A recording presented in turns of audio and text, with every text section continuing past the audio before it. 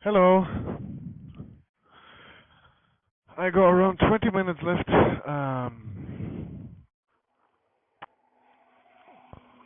into Siem Reap, and I'll take you with me. This is the main highway of Cambodia, going from Phnom Penh to Siem Reap, and behind me, that direction towards Thailand.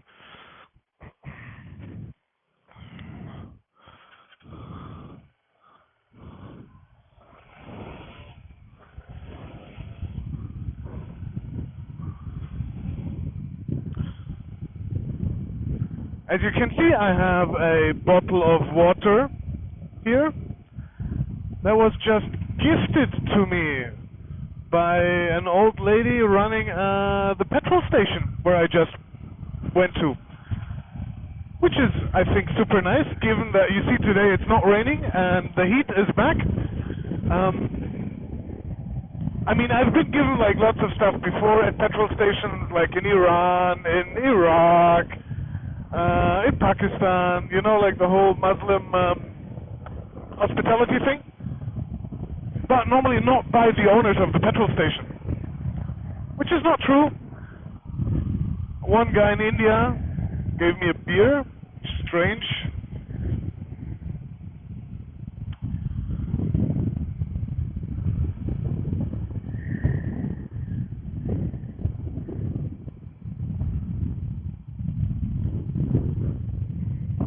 Yeah, as you can see, there's like a lot of traffic, but it's not super dense. The road is perfect. I haven't seen a single pothole since, I don't know, some days. Which is not true. There were like a lot of potholes in Battambang, like in the city itself. The roads were horrible.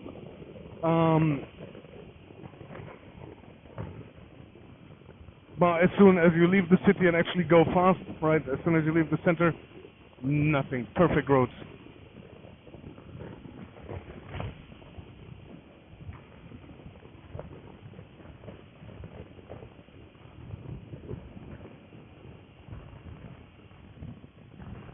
So yeah, I'm gonna stay here in Angkor Wat for a couple of days until my Thai permit is ready, and gonna have to take a ride somewhere until my Thai permit is ready, and obviously go check out Angkor Wat. Is that the one? Where are we gonna take a ride? What is this? No, it's still some time away.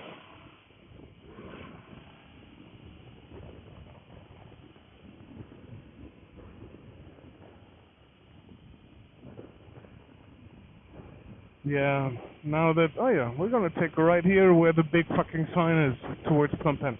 Alright. My phone really doesn't like the heat. What's that? Alright, that looks okay.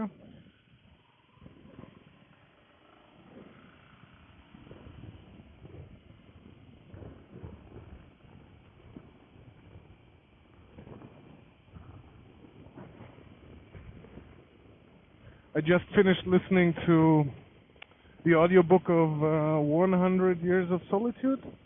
Not sure how long the entire book is, like 14 hours or whatever. So, it's been a couple of days.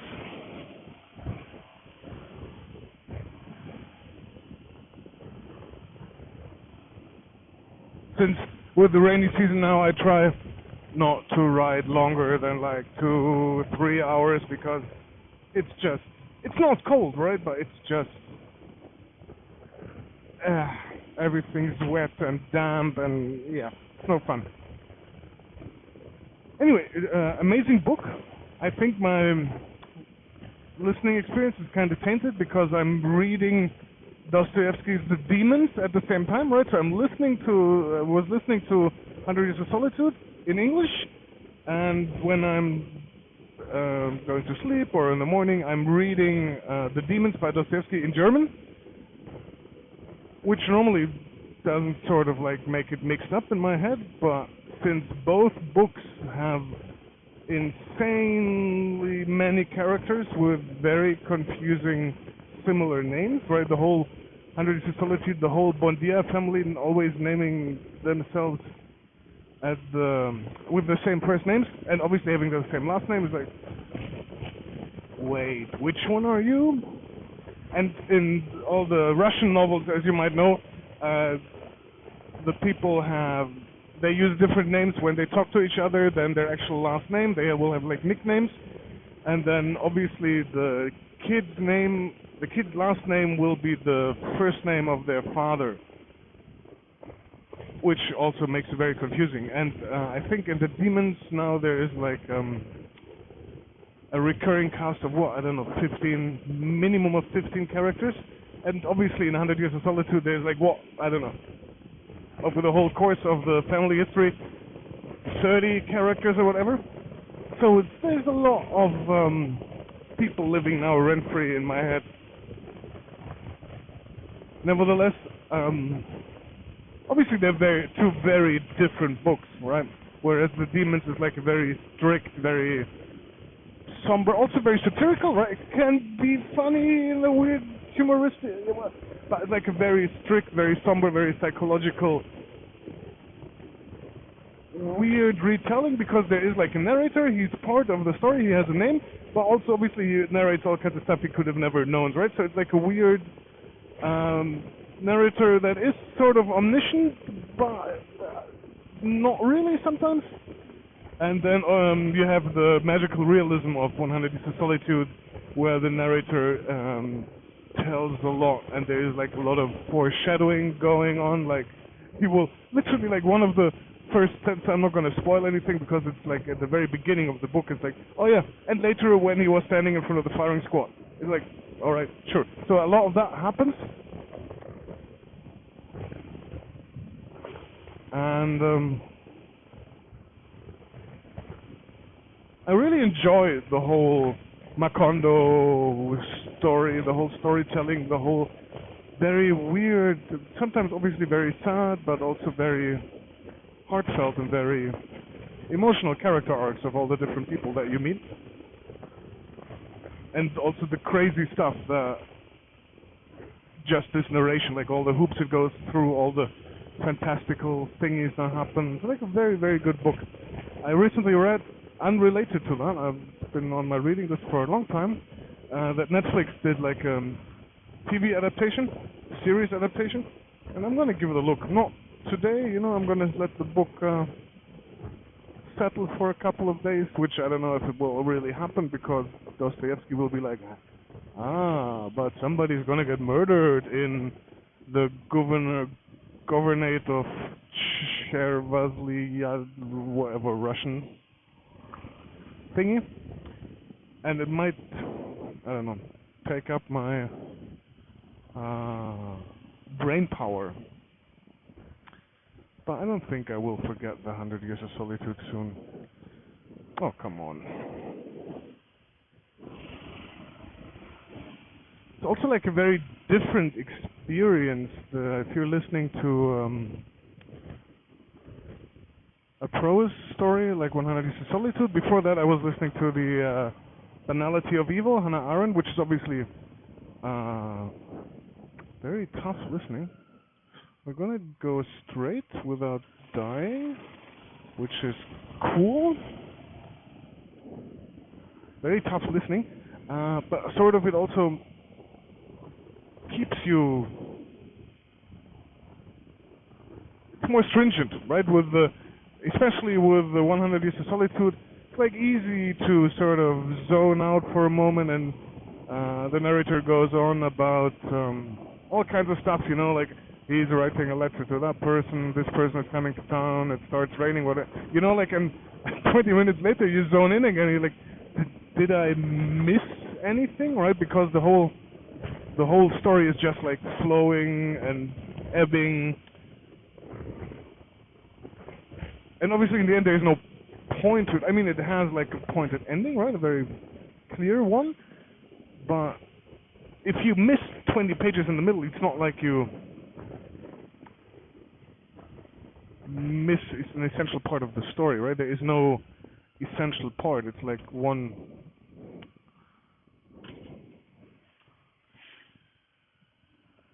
big picture.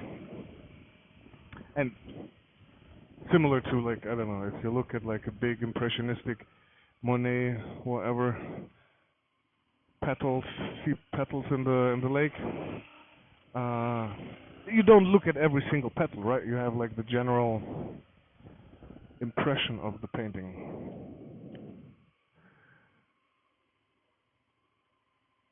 Oh, I'm gonna go straight.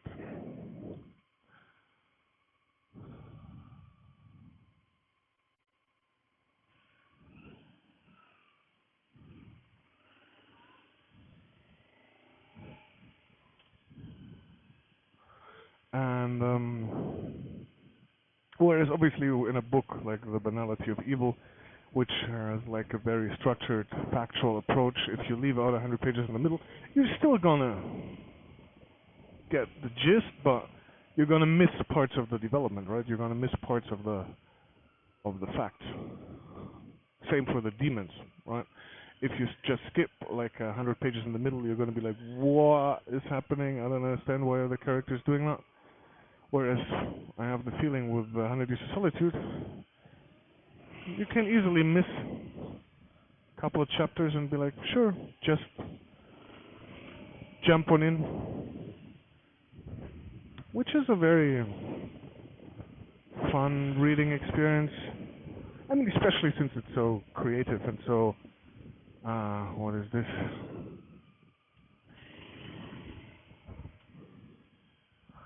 Authentic. Well, authentic, but the characters are very, well, I mean, he got the Nobel Prize for, oh, the rain is coming? He got the Nobel Prize for very good reasons, obviously, right? He's very good at painting the pictures, at not only having these creative ideas of the whole setting, oh, there's gonna be some beer here, but also, the writing. I mean, obviously, I've only read, like, only heard the English translation, but the descriptions and the vibe of the whole story.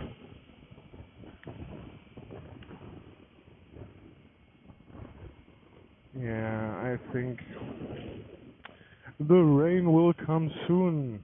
Alright, so my right side indicators don't work anymore. It is high time that my poor baby goes into the shipping container and is only let out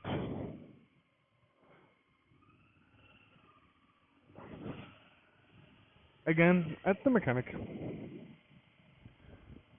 I didn't even check, right, because it's uh, the trip is almost over, right? So there is no sense in sort of trying to do any rewiring of the indicators when I have no idea in what state the bike will actually come out of the container after like 45 days on the sea.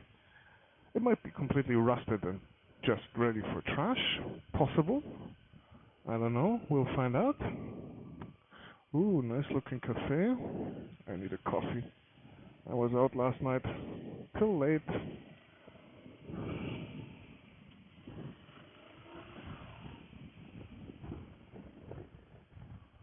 Swiss restaurant. What is happening?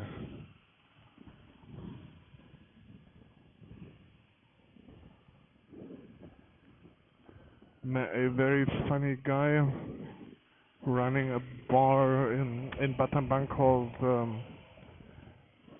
the Balcony, because the whole bar is actually like on a giant balcony.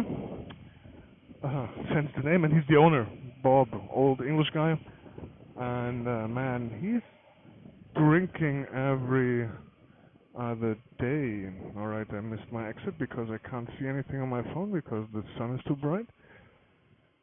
Oh, I'm starting to drive like a Cambodian. Gumball 2007, Mr. Queen. And yeah, he's basically like a full-blown alcoholic? Oh yeah, Ground Zero. Here it is. I couldn't imagine this purple logo. Parking. I want some covered parking if that's possible, but we'll see.